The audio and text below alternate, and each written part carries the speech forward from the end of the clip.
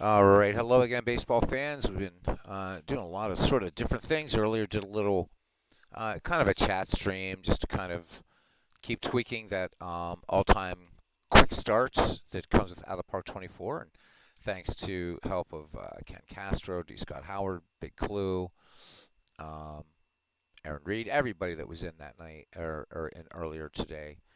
Um, yeah, helping me continue to tweak those. Tonight we return to really what the roots are of this channel, and that's earlier baseball, 19th century deadball. So this is the Ken Castro League, and so what do we have on tap here?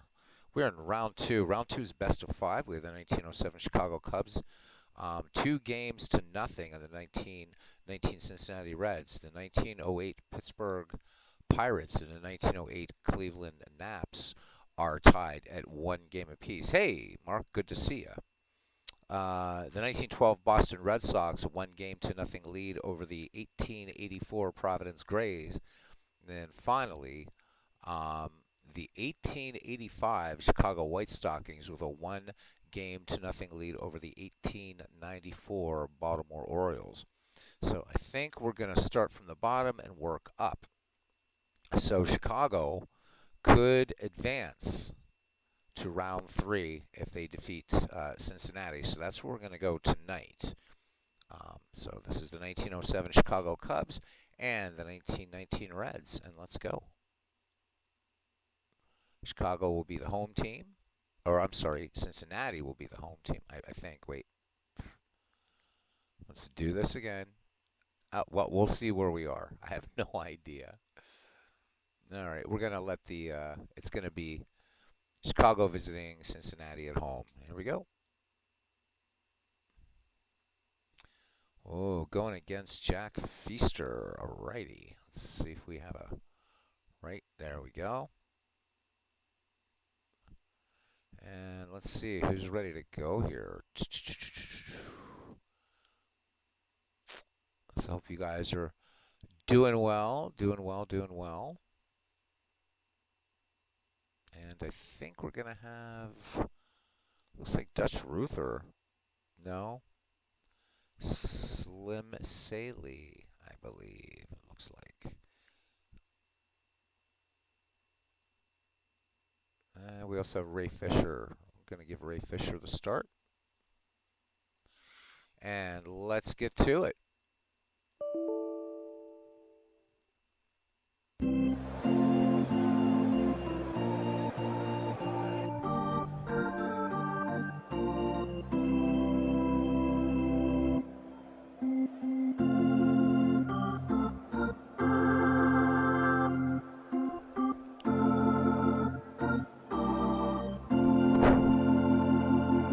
All right, welcome to Redland Field for Game 3 of this playoff series between the 1907 Chicago Cubs and the 1919 Cincinnati Reds.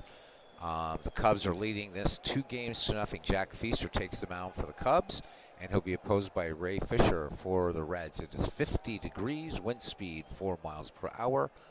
Out to left field. Play ball. Let's look at the starting defense for the hometown Cincinnati Reds of 1919. In left field, it's Greasy Neal. In center field, Hall of Famer Ed Roush.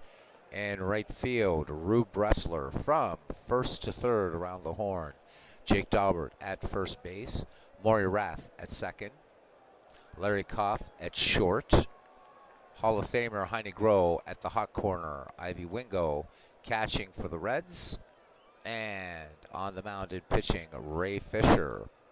And there's Robbie Wartburg leading off. The peerless leader, Frank Chance, hitting 2 for 9 overall, hitting .222 with no runs batted in. We're ready to get underway here at Cincinnati. Chicago looking to advance to round 3. The 2-1 pitch forthcoming to the peerless leader. Fastball, and Chicago opens the festivities with a base hit to left by Frank Chance. So Neal getting to the ball, getting it back in quickly. Chance aboard, and a lot of speed. You're going to see a lot of speed on both teams. Again, this is going to be a lot of small ball. Here's left fielder Jimmy Sheckard hitting a rather cool 222 with 2 runs batted in for him. Chance, good lead off first. Fisher with a check of the runner. Throws over, and Chance is back safely. Doing well, thank you, Robbie. Wingo sets the target. Fisher deals. Sheckard swings a little chopper down the first base line, and Jake Dahlberg gets to the ball and tags Sheckard on his way to first. So 1 down. Frank Chance in scoring position at second for Frank Wildfire Schulte, who is hitting .429 in this tournament. No RBI for him. Chance, good lead off second. Fisher checks the runner, and the wind in the 0-1. Change up to Schulte, and this one hard hit to right field. Bressler up with it. Schulte going for 3, already has the RBI. Here's the slide, the tag at third, and Frank Wildfire Schulte with the RBI single, or the RBI triple. So 1-0 Chicago here, just underway for catcher Johnny Kling. Kling hitting a very hot .556 right now with 2 runs batted in. Fisher from the stretch, and the 0-1 pitch. Fastball chopped down the third base line. Groh has it, and he's going to go to first. Dahlberg plenty of time to make the play, but in to score is Wildfire Schulte, and now Chicago very quickly with 2 runs. 2 out here in the top of the first, and brings up center fielder for the Cubs, Jimmy Schlegel. Schlegel is 0 for 3 in this entire tournament. Last season, Schlegel hit .258 with 32 runs batted in. Ray Fisher pitching with the bases empty. Schlegel swings, comebacker to the mound. Fisher easily fields it on to first baseman Jake Dahlberg, and that does it. However, 2 runs on 2 hits, no errors. We played 1/2 inning. It's the 1907 Chicago Cubs 2 and the 1919 Cincinnati Redlegs coming to bat. Looking at the starting defense here, from left field to right field. So Jimmy Sheckard in left, Jimmy Schlegel in center, Frank Wildfire Schulte in right. Around the horn, the peerless leader Frank Chance at first, Johnny Evers at second, Sully Hoffman starting at short, and Harry Steinfeld at third, catching Johnny Kling and pitching Jack Feaster. So Feaster, no record whatsoever here in this tournament, so he'll be making his first start to lead it off here. Hall of Fame third baseman Heine Groh for the Cincinnati Redlegs, hitting .167. Feaster sets and fires the 3-0 to Heine Groh. Spitball, this one missing away. So Heine Groh aboard thanks to the walk by Feaster, his first. And here's Ed Roush. Ed Roush hitting .235, 2 runs batted in the tournament. Feaster with a check of Groh at first. Heine Groh having stolen 21 bases in the regular season. Feaster throws over. Groh dives in under the tag, and he is safe. Feaster sets and delivers. First pitch. Roush gets the bunt down. Chance will go to Evers covering. Sacrifice successful. Heine Groh into scoring position at second. There is MV. Good to see him. As Ivy Wingo steps in. Wingo hitting .294, 2 runs batted in the regular or in the tournament. Wingo hit .273 during the regular season with 27 runs batted in. So the Reds catcher batting lefty waits for the Feaster delivery. Feaster checking Groh at second. Good speed there. A lead off second. Feaster comes home with it now. Fastball. Wingo chops in the first pitch. Sully Hoffman at short has it. Fires it on to Frank Chance at first. And Heine Groh remains at second base. So 2 away here for Cincinnati. And first baseman Jake Dahlberg hitting an absolutely abysmal .056. During the regular season, he hit .276, 2 home runs, 44 runs batted in. Dahlberg digs in on the left-hand side. Feaster winds and delivers the 2-1 fastball. Dahlberg swings, fly ball to right field, but Schulte ranging back on it, closes the glove around it for out number 3. No runs, no hits, no errors. we've played one complete here in Cincinnati, and it's the Cubs 2 and the Reds nothing, as MV says, let's go Cubs. Solly Hoffman will lead it off here, followed by Harry Steinfeld, Johnny Evers. Solly Hoffman hitting .667, no runs batted in. This is the team that MV picked for this tournament. So Hoffman waits for the Fisher delivery. Ray Fisher, no walks, no strikeouts, winds and fires. The 0-2 curveball. Hoffman to Hubbard is short. Larry Koff quickly up with it onto Jake Daubert. Jake Daubert, though, however, could not dig out the low throw, but keeps it in front of him. So Hoffman aboard, and that's the second Cubs hit in the game. Here's Harry Steinfeld, the Cat. Third baseman hitting .375, 2 runs batted in, and that celebrated double play combination made really famous by the poem by Franklin P. Adams of Tinker to Evers to Chance. Harry Steinfeld, largely forgotten, and yet quite capable third baseman. Steinfeld hitting a healthy .375. He has 2 runs batted in this tournament. Fisher checks Hoffman at first. Hoffman, 29 thefts in the regular season. Fisher brings it now. Steinfeld swings in the first pitch. Easy grounder to Koff. Koff has to quickly come up with it, and they do just get Steinfeld by a step. So Hoffman now in scoring position for the Cubs, and it brings up Johnny Evers. Mick F. joining us here at Redland Field, and he says his pre-1897 knowledge sucks, but I do like some dead ball play. There's 2 teams in here in this entire tournament that's pre-1897. And we're not playing those tonight, so I'm glad you do like some dead ball, Mick. My favorite era of baseball. All right, here is the Crab. Johnny Evers batting with 1 out and a runner in scoring position. Chicago leading 2-0. Evers hitting .500, no runs batted in, so 3 for 6 in the tournament. Ray Fisher winds and fires the 1-1 fastball. Evers grounds this one to Larry Koff at short. Koff busy over there at short today. Evers easily retired for the second out of the inning. And that brings up the pitcher, Jack Feaster. Feaster is a switch hitter, so somewhat of a rarity among pitchers.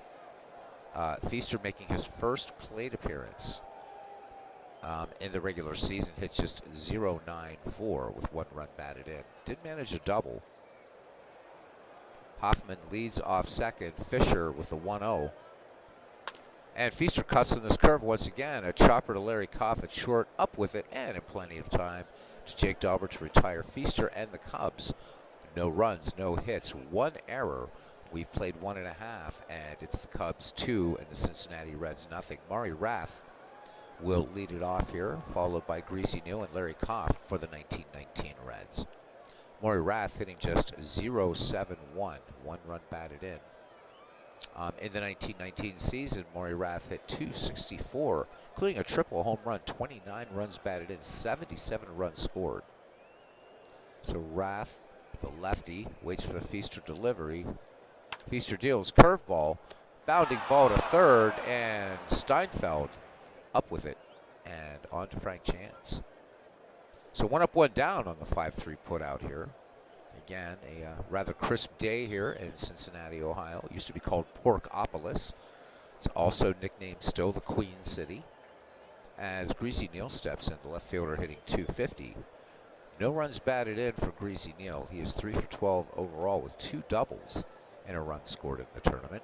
As Feaster deals the 0-1 curveball, chopped to short. Hoffman ranging to his left, fires onto Frank Chance. So 2 up, 2 down here for Cincinnati. And the number 7 hitter, shortstop Larry Koff, will step in the box. Koff hitting just .167 with a run batted in. The Cubs have been just absolutely dominant in this tournament. Koff for the 1919 Reds did hit .270, 58 runs batted in. But Cincinnati just unable to solve Cubs pitching. Feaster winds and fires the 0-1. Koff fouls this one back. The 0-2 now on its way. Spitball. Koff catches this one, but easily grounded to Frank Chance, who taps the bag at first himself. 3 up, 3 down. We go to the top of the third. No change in your score. The 1907 Cubs 2, the 1919 Reds nothing. And it's always been one of the missions of this channel It's kind of very niche, too. I'm pretty sure I'm the only um, baseball content creator on YouTube doing mostly Deadball, largely through this channel. I'm very proud of it in 19th century. So, and a lot of that thanks and encouragement goes to cousin Ken Castro.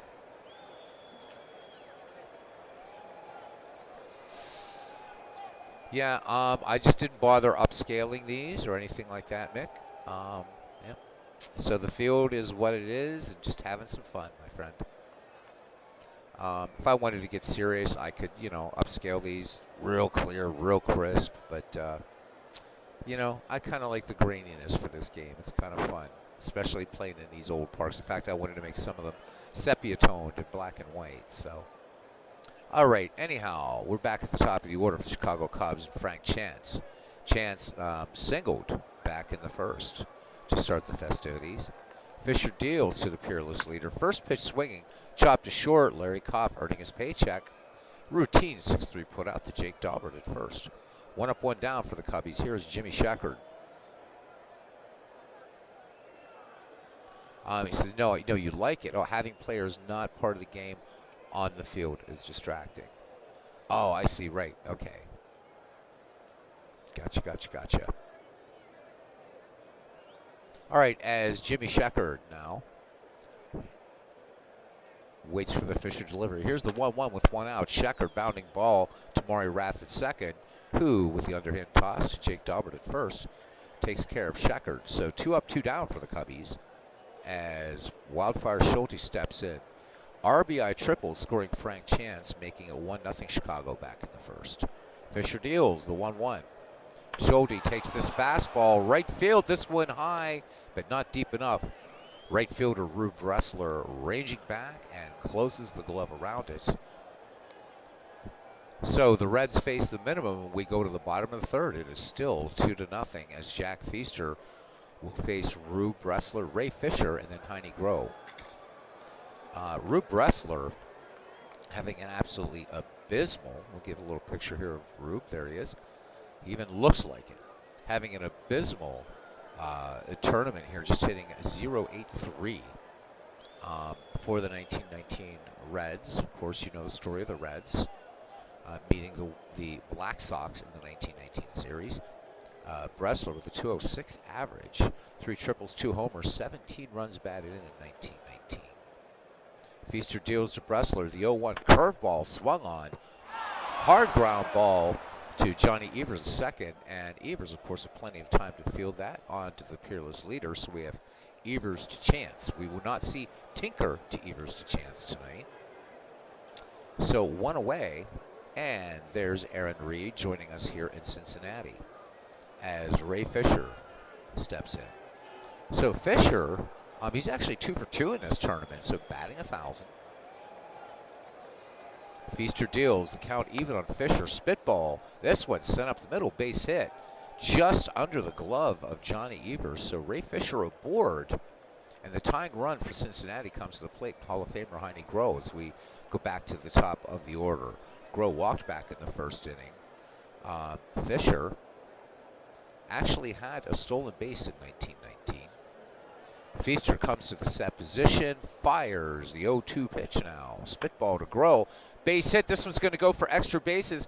Fisher rounding third. He will score RBI double for Heine Groh, his second double of the tournament, and Cincinnati cutting the Chicago Cub lead in half. It is now 2-1, baseball fans. Baseball cranks, as it were. Old term used especially in the 19th century for baseball fans. They were called cranks and cranklets. Ed Roush now steps in, Hall of Fame shortstop. Feaster winds and fires the 0-2 curveball. Roush swings on this. Fly ball to Jimmy Slago in center, who ranges a bit to his left. Groh tags, will make third base, and now the tying run just 90 feet away for Cincinnati. 2 outs for Ivy Wingo. And the thing about most of these players, the Chicago Cubs players and Cincinnati Reds players, as is true with all of the teams here except for the Hall of Famers, most of these players forgotten. And so in my own small way, I want them to be remembered a little bit. And that's why I'll occasionally just bring up They're pictures so you can see them. I don't think that they should be lost to history. Every bit major leaguers as anybody playing in 2023. Ivy Wingo, nothing for one. He grounded to short back in the first. Feaster working from the stretch. The 0-2 pitch. Fastball, and Wingo looks at a called strike three. So so Jack Feaster picks up his first strikeout. And we go to the top of the fourth. 1 run, 2 hits, no errors, 3 complete. And the Chicago Cubs 2 and the Cincinnati Reds 1. Johnny Kling, Jimmy Schlegel, and Sully Hoffman will bat for what would become the North Siders eventually, not yet. The Cubbies still played on the west side of Chicago, but they would move to the north side. Kling, nothing for one. He grounded to third, scoring a Schulte, and that made it 2-0 at that time. Cincinnati got a run back in the third. Fisher winds and fires the 1-0 fastball. Fly ball to center field. Roush going back on it. That was sort of medium deep, and Roush making a nice backpedaling catch.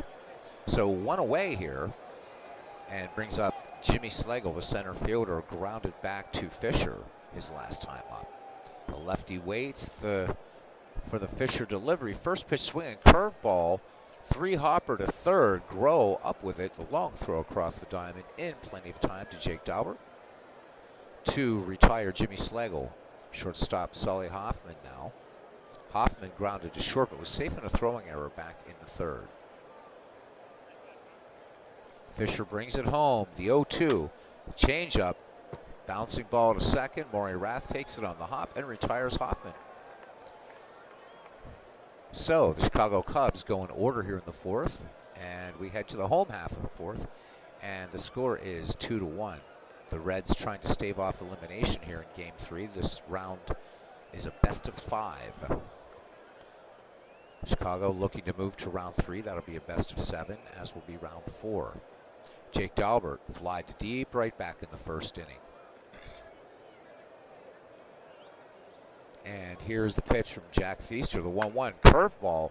Chopper to short. Hoffman taking it on the bounce. This is going to be close, and this is going to be an error on Sully Hoffman. So that's the first error committed by the Chicago Cubs, that E6, and Jake Daubert aboard, courtesy of the error. We'll see if that comes back to bite Chicago as the tying run is on. Daubert with 11 steals in 1919. Maury Rath 0 for 1, grounded to third back in the second. Daubert into his lead. Feaster with a check of the runner peers in, has the sign from Johnny Kling, but throws over, and Daubert is picked off. That was slow. It looked like Daubert actually stepped off the bag. Could have been a little hidden ball trick by Frank Chance, but Daubert definitely out of there. Let's look at that little play, and it does look like Daubert was caught off the bag. So Frank Chance with a quick tag. And 1 down, and Maury Rath now batting with the bases empty. So Rath, in this entire tournament, has only had 1 hit. So he is certainly due. 0 for 1 in this game. Feaster deals the 2-1. Rath swings, and there it is, base hit to left. So Jake Daubert getting picked off at first could loom large. Tying run aboard again for Cincinnati. And Greasy Neal is up, and he grounded to short back in the second. Feaster ready to deal. Here's the 0-1 pitch. Neal fouls this one on the first base side. The ball tossed back to Jack Feaster. In a dead ball game, maybe 10 balls were used. It'd be thrown around, scuffed, spat upon, spiked, the whole thing. And in fact, keeping the ball as a souvenir if it was hit into the stands was not really a thing yet in the dead ball era. Feaster works now. The 0-2, Greasy Neal fires or shoots this one up the middle. Evers will go to Hoffman covering to retire Rath, but Neal aboard thanks to the fielder's choice. So things not quite going for Cincinnati right now. So Greasy Neal with 28 steals in 1919. Here's Jack Feaster throwing over to Greasy Neal. The spitball actually is not. The spitball is not what killed Ray Chapman. Scholarship believes it was actually a fastball. The spitball was not a fast pitch, and it hit Ray Chapman so hard. And I've talked about this many times in many broadcasts. It hit him in the temple so hard, it sounded around the ballpark like he actually swung the bat. And so physics, right? It actually, the ball rolled out to second base. That's how hard Ray Chapman was hit, killed by that pitch. But scholarship suggests that it, in fact, would have been a fastball or something with some serious velocity. The spitball, probably, we don't see it anymore, but scholarship suggests it would have been more like a knuckleball type pitch. Hey, cousin Ken Castro. There we go. There we go. Good to see you. The photos are not part of the Seasons from Action. These are all photos that I've added in, Mick. Yeah, and that was the other thing you started seeing in the Babe Ruth era. Very, very correct, Mick F. Was the ball, you didn't have that brown, misshapen, sometimes black ball going all over the place. So a lot of things, and also, of course, Carl Mays was not a nice person. So there's a lot more to the story, but so they decided to outlaw the spitball, and the last spitballer, legal spitballer in baseball, was Burley Grimes. So those who were still throwing the spitball could continue to do so, but after Burley Grimes retired, that was it. Of course, we have Gaylord Perry and so many others that have thrown shine balls, spitballs, scuff balls, whatever. Good to see you, cuz. Glad you wouldn't miss it. I've been owing you this for a long time, my friend. All right, Larry Koff. Oh, well, Gaylord Perry could scuff it up, but these guys were professionals at it. All right, so Koff grounded to first, 2 down. And again, the big play in this game, Jake Dauber picked off first. Actually stepped off first, and Frank Chance tagged him. Feaster deals, so Busher mistake. Base hit up the middle. Neal will go to third. He'll come around to score. So 2 outs. Larry Koff with the double, his first of the tournament. And Cincinnati ties it up here in the bottom of the 4th. We are knotted at 2. So Cincinnati fighting to stave off elimination here. We got us a ball game. How does this series stand? Right now it's the 1907 Cubs with a 2-0 lead over the 1919 Reds. So Cubs looking to win it here in Cincinnati today, cousin. And Cincinnati looking to prevent that. So tie score here. Chicago getting its 2 runs back in the top of the 1st just to catch cousin up. And Cincinnati picking up a run in the 3rd and the 4th. So Ray Fisher, after giving up those 2 runs to Chicago in the 1st, and that was on 1 hit, by the way, has kept the Chicago bats quiet. Jack Feaster now checks Koff at second. Again, Koff with 18 thefts in 1919. Feaster deals the 0-2. Rube Bressler swings in this curveball, bounding ball to third. Steinfeld fielding it nicely, plenty of time onto the peerless leader. And that retires the side. The Reds could have gotten more, but they do tie it up here in the bottom of the 4th. And we go to the visitors' half of the 5th. We're knotted at 2, and here is Harry Steinfeld, followed by Johnny Evers and Jack Feaster. Third baseman for the Cubbies grounded to short last time up. Hoffman stands in. Get a good look here at, Steinfeld. Harry Steinfeld, there he is. Fisher deals the 2-1 curveball, base hit left field. Neal up with it quickly, throws in the slide, and after the dust settles, Harry Steinfeld with his first double. And now Chicago with a potential 3rd run in scoring position for Johnny the Crab Evers.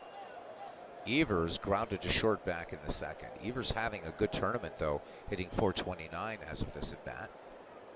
You're welcome, cuz. Fisher deals. And Evers on the first pitch. Here's the throw down. They had Steinfeld stealing third, and he makes it. Wingo with a quick quick snap throw down to third, but Steinfeld with an incredible good jump. Groh unable to get the tag down. Chicago playing some serious small ball here, as you would expect in the dead ball era. So the go-ahead run 90 feet away now for Chicago here in the fifth. Johnny Evers back in the box, and here's the 0-1 fastball. Evers swings. Chopper, what a great play by Maury Rath. A diving stop, throwing on to Dalbert to get Johnny Evers, but Steinfeld does come in to score, and the Chicago Cubs jump back in the lead here in the top of the fifth. It's now 3-2. 7 total hits for these games, these teams, each team with 1 error. Cincinnati is stranded 3, Chicago only 1. So Jack Feaster bats here with the bases empty. Grounded to short his last time up. Fisher sets and fires. 0-2 fastball. This one grounded to second. Maury Rath in. Plenty of time to Jake Dalbert for out number 2. We swing around to the top of the order, and the peerless leader, Frank Chance. He is singled and grounded out. Good to see guys hanging out tonight for some earlier baseball. Still modern baseball, although we have one team in this tournament that is not considered modern baseball, and that's the 1885 Chicago White Stockings. So they're playing the 1894 Baltimore Orioles, and to everybody's surprise, one hell of a game, probably one of the greatest games we've ever done on this channel.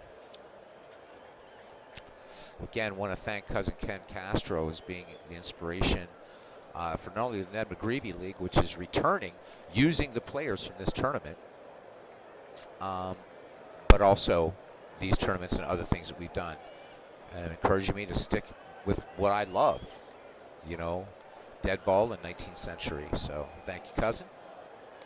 All right, Ray Fisher winds and fires. Here's the 1-2 changeup, and this one comebacker to Fisher.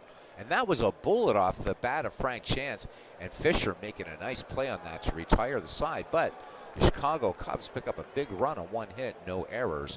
We go to the bottom of the 5th inning. It's the Cubs 3 and the Reds 2. Ray Fisher will lead it off. The pitcher, he is 1 for 1, and he is 3 for 3 in this tournament. So singled up the middle back in the 3rd. Fisher will then be followed by the top of the Cincinnati order, Heine Groh and Ed Roush. So 2 Hall of Famers at the top of this 1919.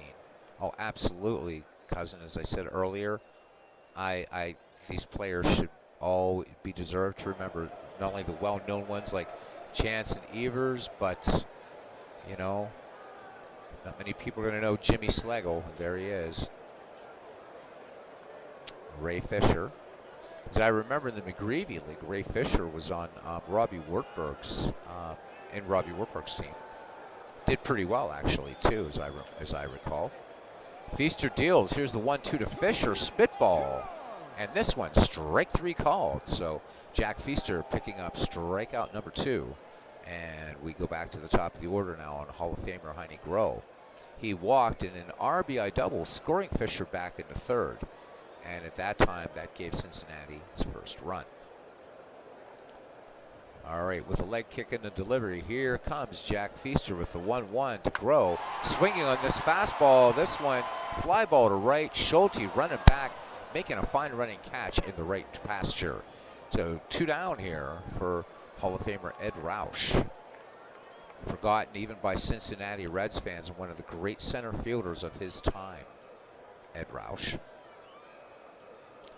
He bunted out and flied to deep right. So Feaster deals the 1-2 to Roush. Swings on this curveball. This is a routine grounder to Johnny Evers, but he's got to hurry and gets out. Gets Roush out by a step. Roush having some speed down the base path there. 5 complete here in Cincinnati. And a Chicago 3, Cincinnati 2 here on Beatles Eternally Family Channel. The Family Channel. Jimmy Sheckard is 0 for 1. He bunted out, and it was a sacrifice, actually. So sacrificed in the 1st, and then grounded to second back in the 3rd. Ray Fisher will face Sheckard, Schulte, and Kling here at the top of the 6th. Game moving along at a nice clip. Fisher winds and deals the 2-0. Jimmy Sheckard swings, fly ball right field. Bressler back and watches it go. Jimmy Sheckard goes yard here off of Ray Fisher, and the Chicago Cubs adding some insurance here in the top of the 6th. It is now the Cubs 4 and the Cincinnati Reds 2, much to the chagrin of the fans here at Porkopolis, as Wildfire Schulte, the right fielder, steps in the box now. Schulte, RBI triple, scoring Frank Chance back in the 1st and fly to deep right in the 3rd. But let's take another look at the Jimmy Sheckard shot. And Jimmy gets all of this one. And contrary to popular belief, there were home runs. Most of them in the dead ball era were inside the park home runs, but there were some that were actually what we recognize now as home runs too. All right, Schulte back in the box. In fact, the first home run king of baseball until Babe Ruth came along was a 19th century player, Roger Connor.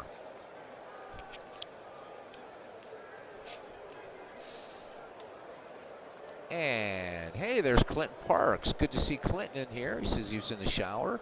Sorry for being late. Never apologize, my friend. Always a treat to see you in here, Clinton. All right, here is, now we've got, like, you talk baseball scholars, especially early baseball. Here they are. It's Clinton Parks and Ken Castro. I've learned so much from these two guys, so much, you know. And it's just been a fun ride so far. All right, RBI triple for Schulte back in the 1st. Fisher deals the 1-0. Spitball, Schulte, hard hit ground ball to Heine Groh at 3rd, who has plenty of time to set and fire across the diamond to Jake Dalbert for out number 1. So Schulte is retired, and here's Johnny Kling, catcher, nothing for 2. Fisher deals. Here's the 2-0. Kling does have an RBI in this game. Grounded to 1st. Dalbert waves off Fisher and takes it to the bag himself. So 2 up, 2 down here. Or I shouldn't say 2 up, 2 down. Chicago with a run in. So 2 down. And here's Jimmy Slago. That's what I get when I start games after a long day of work doing this late. But we was watching a Howie Shanks game. Steve Tate doing a doubleheader in that one. And Robbie, I'm sorry to inform you, you still haven't won your 7th game yet. But if it's any consolation, Mudville dropped its game tonight. It was apparently a wild one, though. At one time, Mudville was down 8-0. The final score, Mudville lost 13-11. So, slugfest. I missed that one, but caught the score at the end. Crazy stuff. So, Fisher deals to Jimmy Slago. Here's the 1-0 curveball, and a 2-hopper to Maury Rath, who tosses on to Jake Dalbert, and the Cubbies pick up a run on the Jimmy Sheckard home run. No errors. And we go to the bottom of the 6th. Time beginning to run out for the Cincinnati Reds, but they're not out of it yet. Down 2 runs, 4-2. The number 3, 4, 5 hitters due up for the Queen City 9. Ivy Wingo, Jake Dalbert, and Maury Rath. See the article BPJ put out about the Spitballers. I will definitely, I will definitely do that. Deadball does bring out the best, doesn't it? All right, Wingo, rather frustrated, 0 for 2. He's grounded to short and struck out. So Jack Feaster the line on him through 5 innings, 4 hits, 2 earned runs, a walk, and 2 strikeouts. Lefties hitting .212 against Feaster in the tournament. Feaster deals in this game, actually. So the 3-0, this one missing. So Kling, this one almost gets away by Johnny Kling. So good save there behind the dish. So Wingo held at 1st. Infield in, looking bunt from Jake Dalbert, who's 0 for 2. Steinfeld in at 3rd. The peerless leader, Frank Chance, in at 1st. Dalbert fly to deep right, grounded to short, but he was safe in a throwing error back in the 4th. So each team having one miscue. Feaster winds and fires the 0-1. Dalbert bunts, and this one foul on the right-hand side. Dalbert back in the box now, the 0-2. And even with an 0-2 count, they're looking bunt. Feaster lets it go. Fastball. Dalbert swings away. Base hit.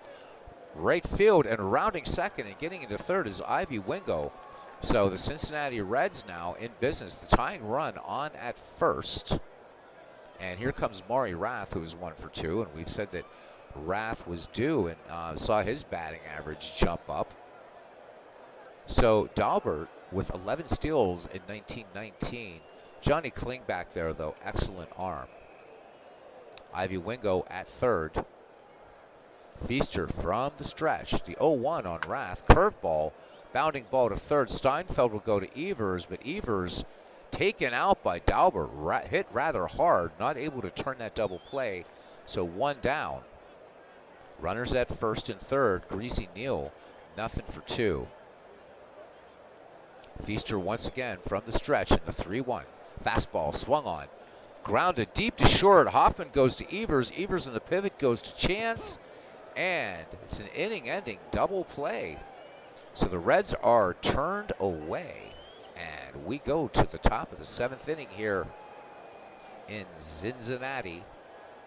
And the Chicago Cubs of 1907-4 and the Cincinnati Redlegs of 1919-2. Be fun to redo the 1919 series some way down the road, but for Cousin Ken coming up soon on the channel, and for others that might be interested, we're going to be replaying the first time the Philadelphia Phillies went to the World Series, 1915, a 1-9, a 1-5. So we'll get to see Pete Alexander and a host of other greats and see if the Phillies can actually win the alternative, or this alternate replay of the 1915 World Series. So that coming up on the channel and Out of the Park Baseball as we start to gear up and head back to McGreevy and more Deadball and 19th Century. So stay tuned, early baseball fans. It's coming. Second half of our doubleheader will be about 10 minutes after the conclusion of this game, and we'll be returning to MLB The Show 22. So get your popcorn ready. All right, Wingo sets the target now for Ray Fisher. Let's look at Fisher's line. Fisher threw 6, 4 hits, 4 earned runs. Fisher, no strikeouts nor walks. Sully Hoffman, nothing for 2. He has grounded out his last time up. Fisher into his wind, and the 1-0 fastball, routine grounder to Rath at second, and Hoffman easily retired in the 4-3. 1 up, 1 down. And there we go. PQ River, he says 1 popped corn. All right. Oh, I appreciate that. Thank you, cousin. All right, here is Harry Steinfeld. 1 for 2, doubled back in the 5th. Bases empty, 1 down, Chicago lead. Fisher deals 0-2. Fastball swung on, long fly ball to left field, but Greasy Neal gets it short of the wall. So 2 out, big loud out there by Greasy Neal. And here's Larry Kopp, or Johnny Evers, I'm sorry. So it was a big, big loud out. So 2 away here for Evers. So Steinfeld gave it a ride, but to no avail. Fisher deals. The 1-0 pitch. Evers cuts on this fastball. Kopp ranging far to his left. Nice play. Barehanded toss over to Dalbert. Middle of the 7th. Your score, Chicago 4, Cincinnati 2.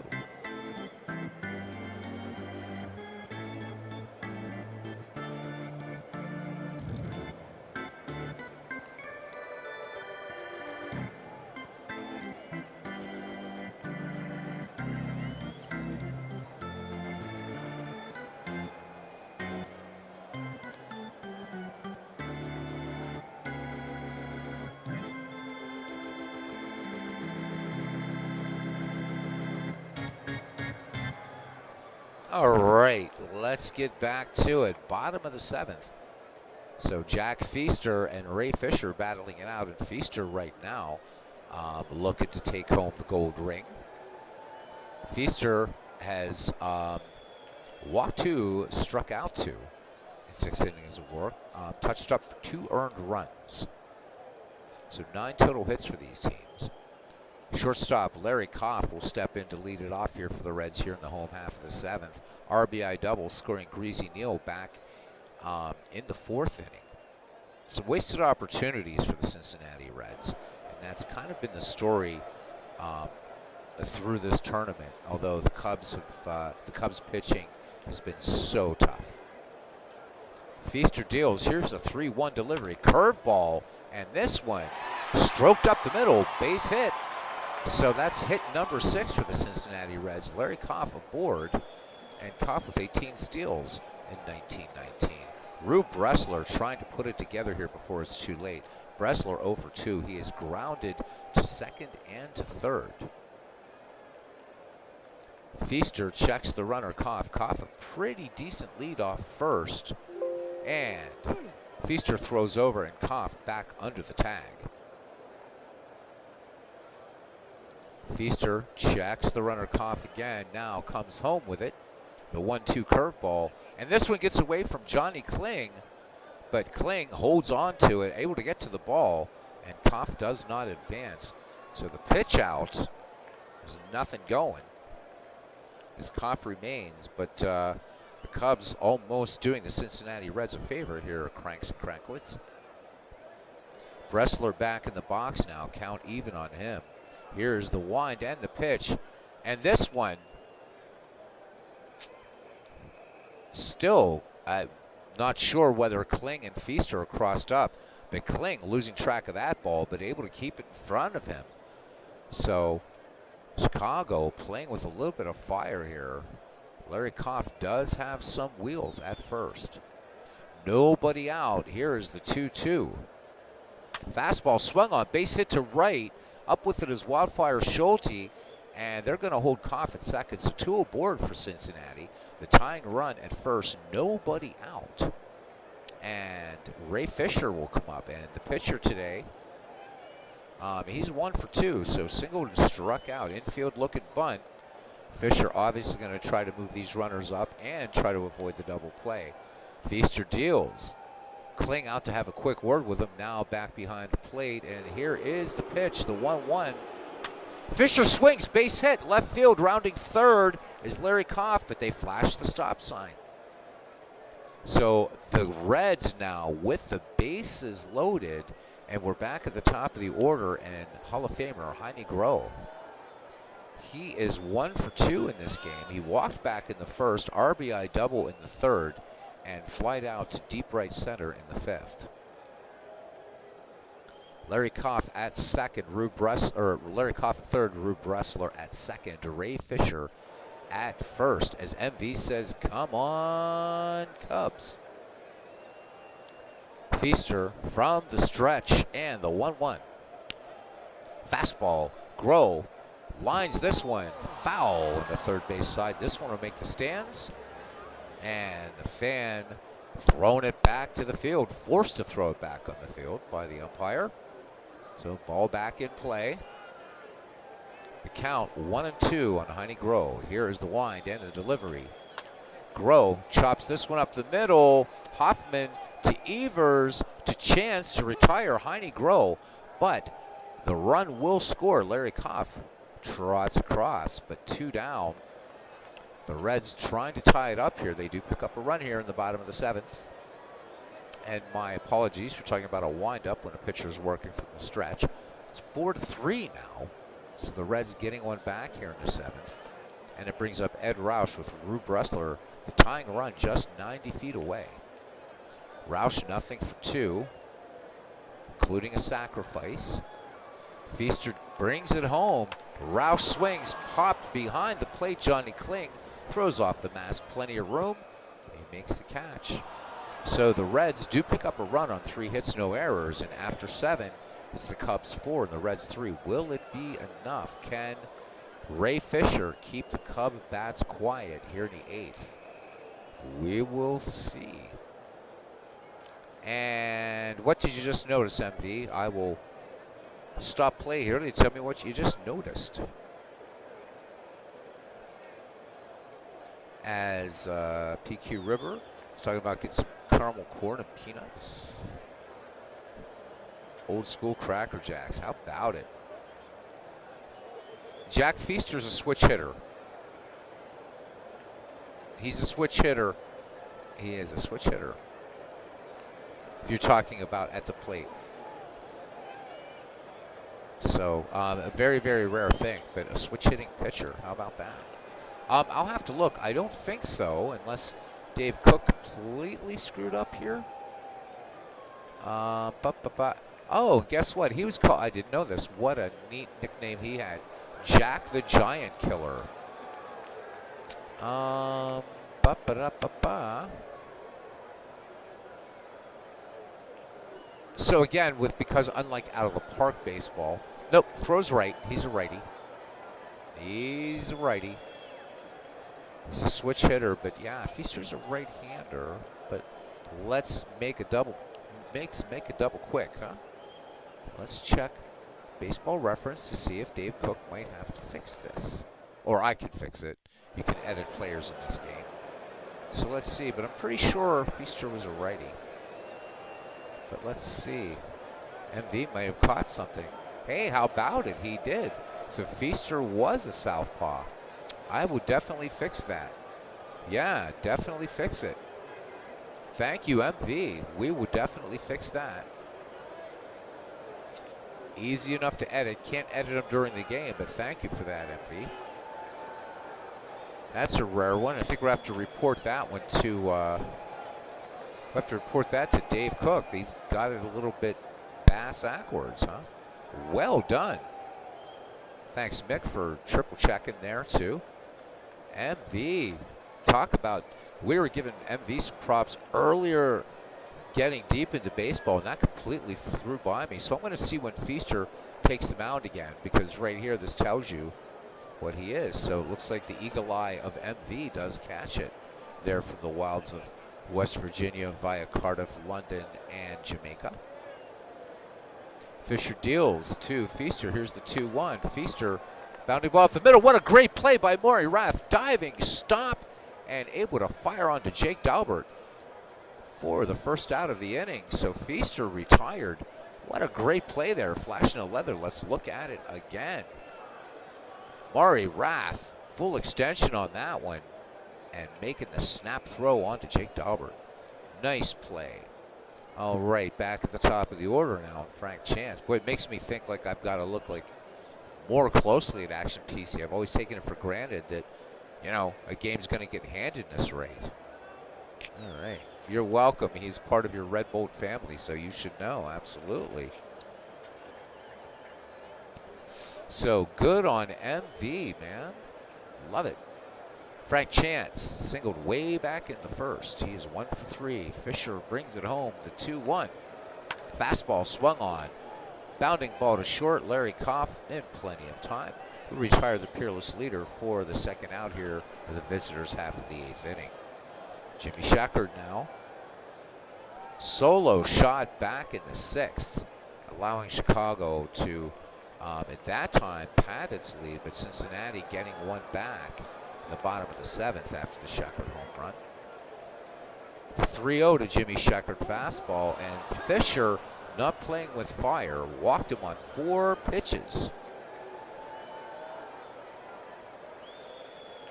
So the Cubs with a runner on and 2 out here in the top of the 8th, and it brings up Wildfire Schulte. That's a good question, Mick, because this is from 1907. So we'll have to go in and definitely edit that. So MV, way to go. We'll let gotta let Dave Cook know. Gotta watch that handedness, man. All right, MV doing it upright. All right, Jimmy Sheckard, 31 steals, so he's got some speed. And again, even with 2 outs, a stolen base is always a possibility. If you guys want a master class on it, go back and watch some old McGreevy League stuff. 0-2 delivery to Schulte. Here's the fastball, and this one smacked all the way to the corner in right field. Bresler trying to chase it down. The ball bouncing all over the place there. Sheckard rounding second and third, and he will come in to score, and the Cubs. And here goes Schulte to third. The relay from Koff, and Schulte is safe, so RBI triple. And the 1907 Chicago Cubs picking up run number 5. It's now 5-3. So Bresler trying to play the carom off the wall there on the right. Finally gets to it, but Schulte just getting it done here. So another triple in the game. Both triples hit by the Chicago Cubs. No, this is not a greatest team set.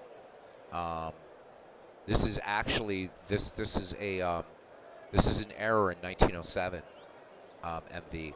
In fact, I've never used his greatest team set. This is actually I imported 1907. So every team in this tournament is actually from the actual season. And Clint Park saying that the National Pastime Next Generation Plus Forum in Delphi is missing. Yikes. Aaron talks about every time the Reds score, the Cubs just pull away. Aaron, these 1907 Cubs were just crazy, crazy strong team. Delphi's been hacked before. I wouldn't be surprised. I used to belong to Delphi forums back in the day. In fact, I don't know why Robbie Wartburg, he's off doing whatever he's doing. I know he's here, but I actually met my second wife on there. Kind of wild, man. It was a good marriage, too. Tisk, tisk. So there is hope, Robbie. And it was just a regular old chat room, and we just kind of hit it off, and then we met, and it was nice. But Delphi is, of course, now not like that anymore. Delphi is just weird, I guess, except for baseball. It's pretty cool for that. So Robbie, there you go.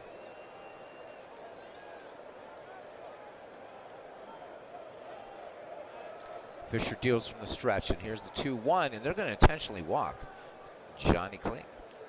So runners at first and third, 2 down, and Jimmy Schlegel, he has grounded to the pitcher, to third, and to second. The Cubs would rather he not ground to first, but try to at least get Schulte in. Fisher deals the 2-1. Schlegel takes this curveball, cough. Nice play on to Jake Daubert to retire the Chicago 9, but a big run on 1 hit, no errors. And we go to the bottom of the 8th inning. And Chicago poised to advance to round 3 as they lead the 1919 Reds 5-3. Ivy Wingo, Jake Daubert, Maury Raff, the number 3, 4, 5 hitters for the Redlegs, due up. Wingo 0-for-2 with a walk.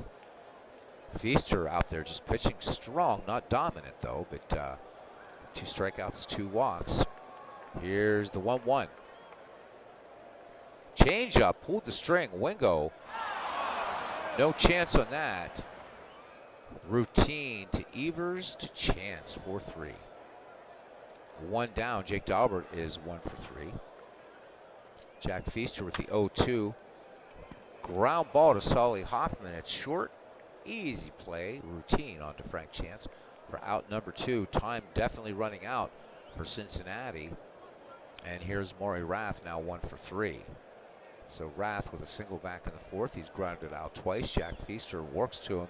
Curveball. First ball swinging. Frank Chance will take it to the bag himself. And the Reds go quietly. We go to the 9th. It's 5-3, Chicago over Cincinnati. So the battle of the Midwest here. Solly Hoffman was safe on a throwing error, but he's actually would have grounded out 3 times. Lead it off for Chicago here in the 9th, followed by Harry Steinfeld and Johnny Evers. Fisher deals the 0-2 ground ball to Maury Rath, making the quick throw onto Jake Daubert to retire Hoffman for out number 1. Oh, but that's the thing, though, Robbie.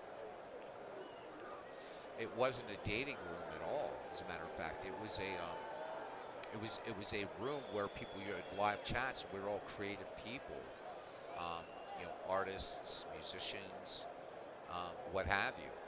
And so it was really cool. It wasn't a flirt room or chat room or anything, but yeah, she and I just hit it off, and exchanged some face pictures. I'm like, oh my God, she's beautiful, and blah blah blah. And yeah, it was great. It was nice, man. So sometimes you meet people in the most unlikely places, although probably not in a Beatles Eternally baseball game, though. All right, Harry Steinfeld 1 for 3, batting with 1 down. Ray Fisher winds and fires the 0-2 curveball. Oh, what a great stop by Maury Rath. Dives, gloves it, and throws it on to Jake Dalbert. Maury Rath flashing a leather here, trying to keep the Chicago bats quiet. So 2 away. Ray Fisher turns to Maury Rath, a doff of the cap. Let's look at Maury. There he is. The cap worn a bit jauntily on the head, as it were. Look at that picture of Maury Rath. He looks like he knows something. All right. Here's Johnny Evers, the Crab, 1 for 3, but he has an RBI back in the 5th. Fisher deals the 1-1. Evers scores line to third to Heine Groh. This is it. Last chance for the 1919 Cincinnati Reds. The number 6, 7, 8 hitters due up. Greasy Neal, Larry Koff, and Rube Bressler. Feaster looking for the complete game win.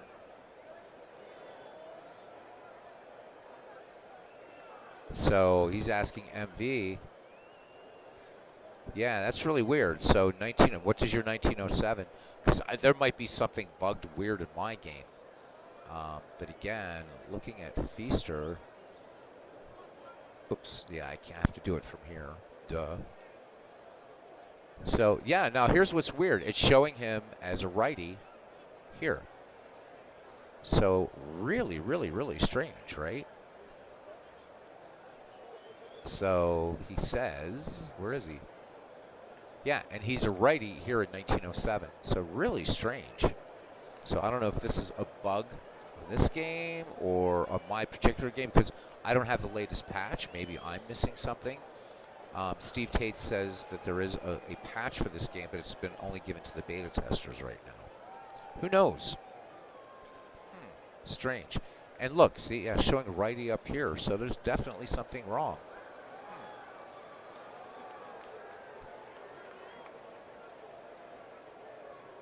All right, Jack Feaster deals now the 1-0 to Greasy Neal. Curveball, routine, ground ball to second, and Evers to chance for out number 1. Larry Koff has had a good day at the plate. He is 2 for 3. Doubled and singled. 2-2 pitch to Larry Koff. Koff swings in this fastball. Slow bounder to short. This is going to be close. Koff beats it out. So the 9th hit for the Cincinnati Reds. Larry Koff aboard. And the tying run comes to the plate, and Rube Bressler. Bressler, however, finally did single in the 7th, but Bressler hitting 133 as of this at bat. Oh, so he's a righty in yours too. So they made a mistake with 1907. So that's weird. Huh. That's got to be some weird bug, MV, because he's showing as a righty for you in 1907 as he is for me. Well, we'll have to let Dave know that 1907 is bugged, huh? Yeah, he can pay us later. Yeah, considering I rebought this decade to get the as-played scheduled, which I don't know why bother. I don't do season replays, but I guess just to support Dave. But yeah, he's got to fix that. That's weird.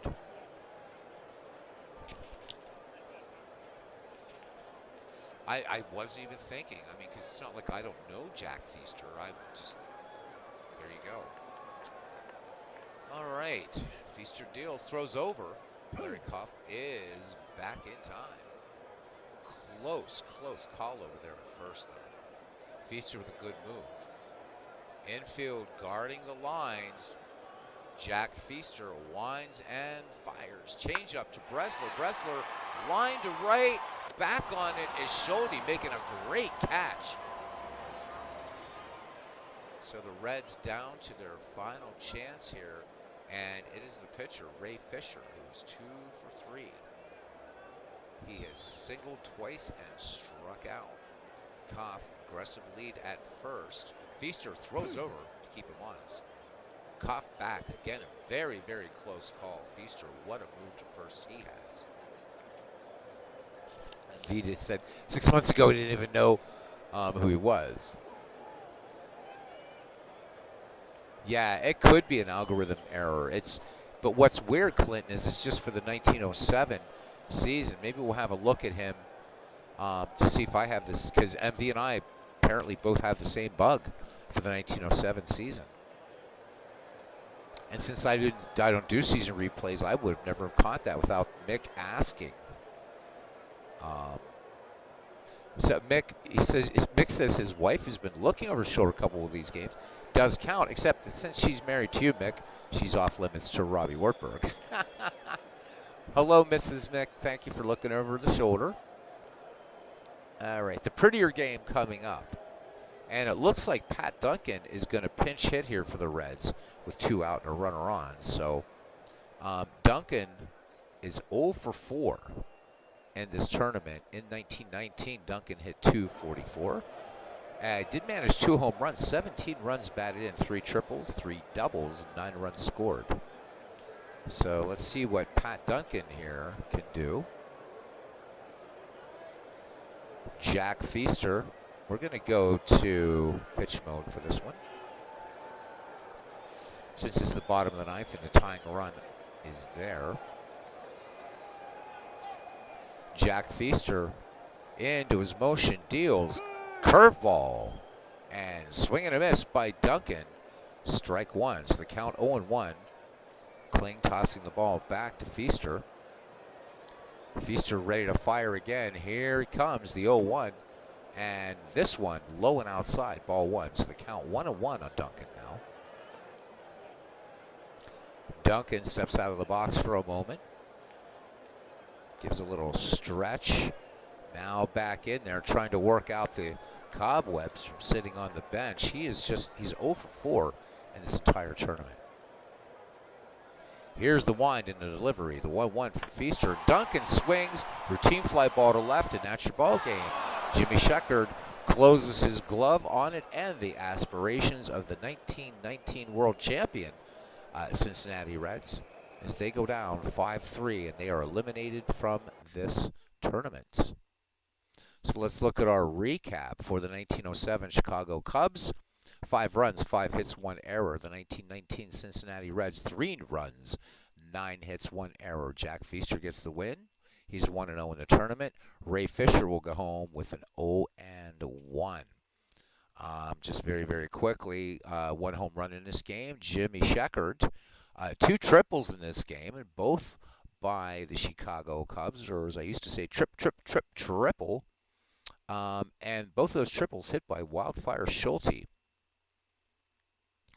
Looking at pitching, Feaster, 9 runs, or 9 innings pitched, 9 hits, 3 runs, all earned, walked 2, struck out 2, brought us good stuff today according to the game, as did Ray Fisher, but Ray Fisher much better at the bat today. Again, 9 innings pitched for him, 5 hits, 5 runs, all earned, touched up for that home run, walked 2, did not strike out anybody.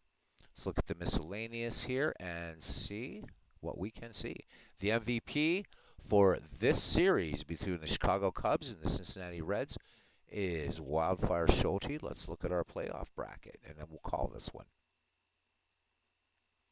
So Chicago moves on, and Chicago waits for the winner between it was the 1909 Pittsburgh Pirates and the 1908 Cleveland Naps. They are tied at 1 game each. So when we next do the KCCL, we're just going to move right up the line, and it'll be the Pirates versus the Naps. Then after that will be the 1912 Boston Red Sox and the 1884 Providence Grays. That's going to be a game. We'll see how Cousin Ken Castro is going to root in that, as he's predicting the 1912 Red Sox are going to win the whole thing. But of course, he is a scholar of the 1884 Providence Grays. So, and then finally, we have probably the really fun one and a shocker in the first game. The 1885 Chicago White Stockings, the only team in this tournament who would not be considered modern baseball, a 1-0 lead over the 1894 Baltimore Orioles. And if you remember back in the first round, the Baltimore Orioles, with all offense and really no pitching, took care of the 1907 Detroit Tigers 2-1. So now with 1 team eliminated here in round 2, and we will keep going. Indeed, we will. Cubs win. Cubs win. Cubs win. Goodbye, Reds. All right. All right. She's been nagging you about getting a baseball sim. Well, there you go. Phew. It's a toss-up, man. Really. I mean, my favorite two, um, Action PC baseball and out of the park baseball. Baseball for Windows, I have a lot of love for. She might find that one fascinating because it sounds like a radio broadcast. But man, I don't know. Bang for the buck, and wives are always about bang for the buck. Out of the park baseball certainly um, good for that. But if you would get Action PC, what I would suggest you do is buy the game and then buy the baseball history collection, and then download also Steve Tate's 5-year franchise files, and you've got enough baseball for lifetimes and lifetimes. Or do like MV, Big Clue, Steve Tate and I have done, and just get everything. MV did it all in one shot. The rest of us kind of just bought it over a number of years. It took me 6 years to get everything. The other thing I don't have for this game is the 2022 baseball season because Dave's still charging $25 for it. So I'm gonna wait. I'm not that interested. I just want it for completion's sake. She wants you to stop talking about it. Yeah. Out of the Park it is a really really good game. It's really really fun. So, yep, Appa's good. Um, the only one I wouldn't suggest, I mean, I've never played it, but just because of their season prices, is PC Replay Baseball. Oof, just too expensive. And I don't think it's any more accurate than anything else out there, including Diamond Mind and all that. All right, guys, I'm going to be coming back here um, with MLB The Show 22. I don't know what teams I'm going to pick. I'm just going to pick some. I mean, doing MLB The Show 20, but I'm going to switch back and forth between the two, waiting till later on in the year to install the Show 23 as more fan-made rosters make it up there. But there is one on MLB 20 that I'm interested in. It's a 3-year peak, it's called. It's historical. So kind of like a Steve Tate type of thing with the 5-year franchise files. Mick, I don't know if you've ever seen those. Before I sign off, I love showing these off. A couple things I want to show you that with Action PC if you decide to go this route. So there's a great thing called the Baseball History Collection, and what this is every retired player in baseball from 1880 to now, to whoever the latest those who retired. So and it always every year it's updated. So there's all kinds of subsets. So this is um, these are like all-time franchise greats, and you saw earlier I was doing some stuff in Out of the Park. This is a good one here. And again, as I mentioned in that one, so curiously, or did we? No, we didn't. We not trade him off. So I have to do a trade here, actually, because Napoleon Lajoie should not be here. So I think we're going to trade him to where he should go, to Cleveland. This is how easy it is to do a trade. And there we go. So now Napoleon Lajoie is where he should be. I don't know what Dave Cook was thinking, nor do I know what the people at Out of the Park were thinking. But Napoleon Lajoie is home now with Cleveland. So another one that there's like that also comes with the baseball history collection. Let's let this thing catch up here. Come on, baby.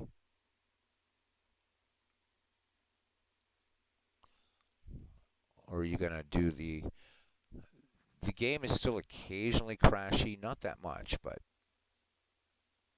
yeah, it looks like we're out this time. So um, has got a winner. Well, that's not true, Aaron. That they're not releasing any more versions of the game. I just think that yep, looks like we got a crash here, guys. That kind of sucks. Oh well. Anyhow, Action PC is really, really an excellent game. I guess it didn't like the fact that I traded Napoleon Lajoie, but he is where he belongs. But this is a great set. And if this thing, I'm going to go ahead and actually close it out and bring it back up. Cancel and boom. And let's bring it back up again. Another nice thing about Action PC Baseball is if a crash happens, it auto saves as you go along, and you can go back into it. Not only is that cool, um, but let's say that you're experimenting with games or some what ifs, you could actually go back. Like let's say we go to resume game. So all these games here, you can select your game and where you want to go in each game, which is really, really cool. All right, and I should probably delete all these saved games, but they're not bothering me. Anyhow, let me see if this is going to let me switch. So Steve Tate, our good friend here in the community, did something amazing. I'll just show the National League 5-year franchises. Remember, there's an American League version. This is free. So what Steve did here is take, it's a 5-year stretch of franchises. There's 90 plus teams on each one. Um, the possibilities just in these two sets, even if you just wanted to just buy basic Action PC baseball and just download Steve's files, you've got a ton of baseball here. It's absolutely amazing. So here, like you've got, here's the 1974 Pirates, for instance, and for some reason I have them at Forbes Field. Oh, because I just like the way it looks. You got the Pirates. You got early Pirates, which I haven't assigned the parks yet. The 1901 to 1905 Pirates, and then you have, just everybody. I don't know who your team is, Mac, but they're all here. You got all these great Giants. There's Irish Musial. There's Casey Stengel when he was a rookie. Hack Wilson played for the Giants. You can see how he did in the Giants. And, cousin Ken Castro, big Phillies fan here. So we look at the Phillies. Got to tell Steve he's got to get the 1915 Phils in here. I guess he forgot about them. Then here's the 1905 to 1909 Phillies. Sherry McGee, there he is. There's my guy. Kenny Bransfield, John Titus.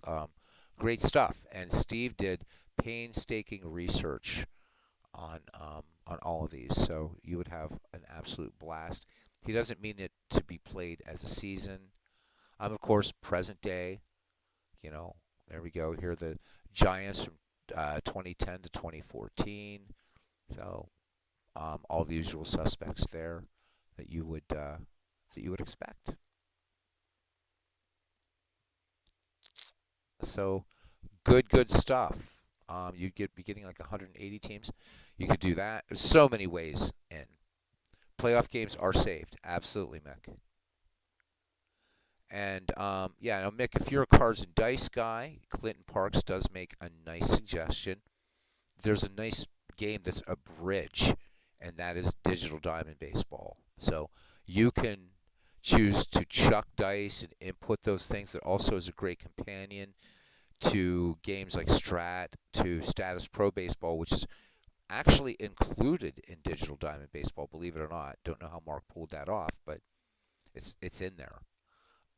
You can create seasons. So it actually, for all intents and purposes, you can do any season in baseball. You can mix and match. You can choose to play it strictly as a digital game. You can play it as a hybrid. It's come a long way. And there's Robert, RGL Network, stopping in here at the end of our tonight's festivities. At least the first game, second game of the doubleheader coming up, MLB The Show. This is Baseball with the Beatles. You don't have to run so far. Sung by Eric Clapton, written by George Harrison. That counts. Indeed, it does. Good to see you, Robert. So yeah, it does save. You don't. In fact, there's no mechanism in here to save. It just saves.